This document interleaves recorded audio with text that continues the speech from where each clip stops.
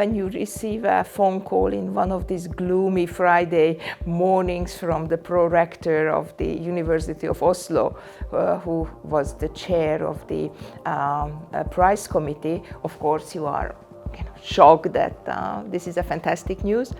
But also it is an acknowledgement of a work of so many colleagues, not only me. So I have been working for the CEU from 1991. I was the fourth employee, so for me it was particularly shocking when not only I lost gender studies as a discipline, because that was banned in Hungary, but also that CEU had to move from one European Union country to another one, which also reflects on how weak the European mechanisms of protecting freedom are. And also I had to resign from the Hungarian Accreditation Committee because I wrote a peer-reviewed article about how corrupt the Hungarian academic evaluation system is, and then I was asked to take this down and to withdraw this article. And when you are censored, it's very obvious that you should resist. So you can very legitimately ask that how come that the University of Oslo gave this prize to a three-time loser. But I think it is an acknowledgement of the work what I have been doing together with other colleagues to speak out for injustice and speak for attacks on institutional autonomy. And also it is an acknowledgement of our work to create alternative spaces, alternative institutions, which might be important spaces for academics who are not welcomed in these institutions, but still the knowledge production matters.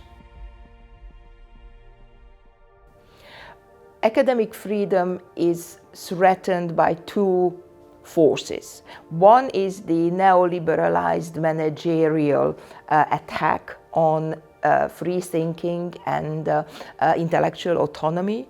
So when university education becomes like this industrial production of students with a degree, and you feel like they are pouring knowledge into the heads of the students, and this is like, you know, a never-ending conveyor belt, you know that something has been lost. And what you see is the attack by the liberal forces, who are actually using the same vocabulary what the neoliberalized managerial university management, indexes, quotations, excellence, and they are appropriating this language because it's a very weak instrument.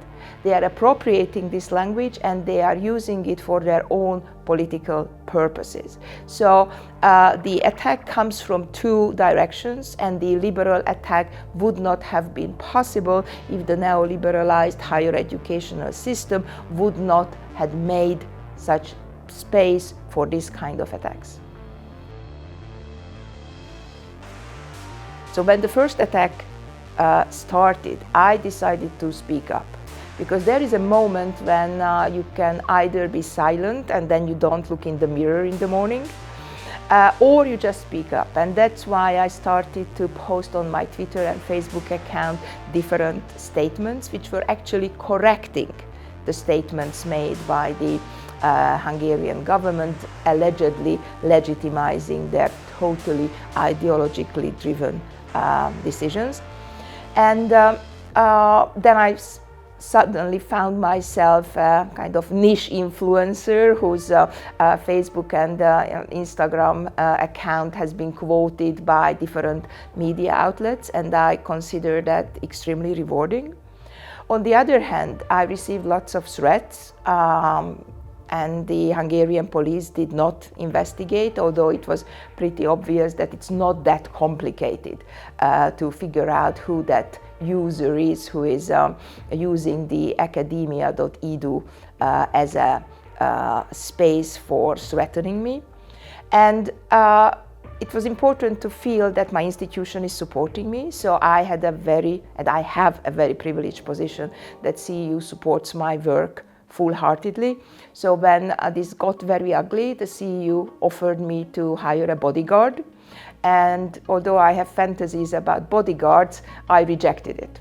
And I rejected it because that would have changed the dynamic of my life, my teaching, and my whole academic work. And I don't let the liberal attacks change my life. I want to be the master of my life. So no matter, I'm very grateful to my institution, I said no.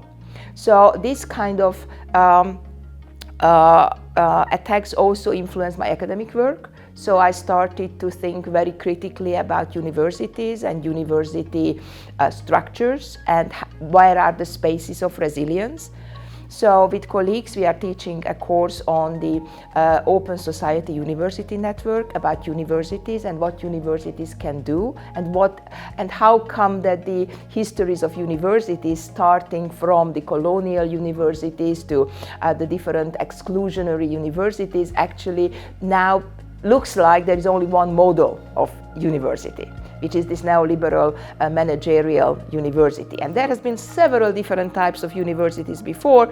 So the question is, are there new forms of knowledge production, knowledge sharing, and knowledge authorization in the future? So that's why this is really fascinating, because we are living in a time when the whole system of knowledge production is being questioned, and it depends on the progressive forces. How can we use this opportunity to rethink the structures, rethink the power structures which are influencing this kind of knowledge production?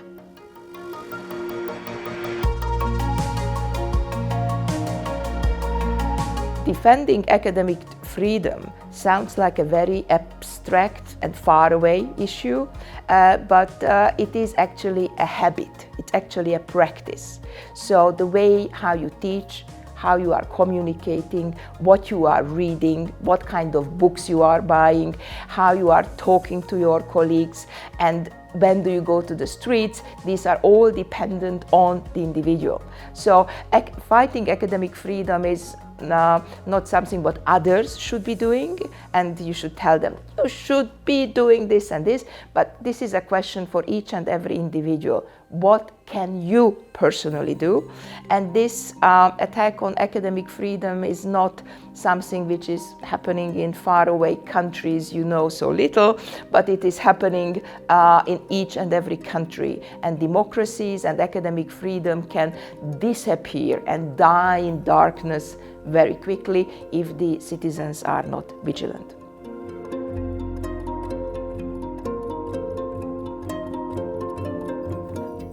I want to believe that if I'm crossing the border, I won't be arrested and put into prison. But just for a record, if I got arrested, I will be confessing everything, because I'm not a hero and I'm totally afraid of being imprisoned and put into a prison cell where there is no heating and no shower and no toilet. So in a sense, I know my limits and I'm not a hero who is ready to go to prison.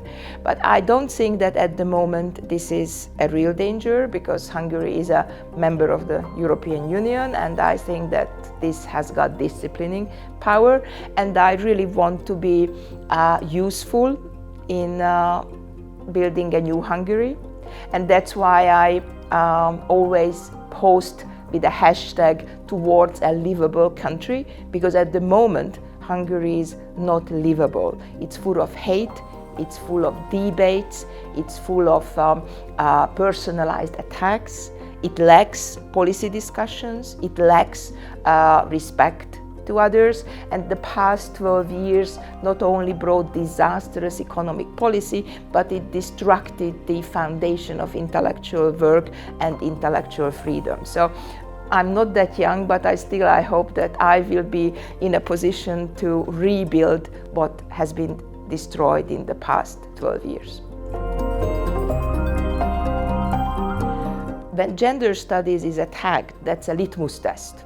Because when those academics who are working in gender studies or in other critical disciplines like about migration or about some health issues, then it's pretty obvious that other disciplines will follow, and that is the introduction the entree of those forces who actually want to limit and control the spaces where autonomous knowledge production is happening. So when the first attacks happened in Hungary against gender studies, some progressive colleagues were just saying, this is only happening with gender studies. And I was saying that you will be the next one. And they were saying, you are paranoid. But then it happened. So I hate to say that, I told you so.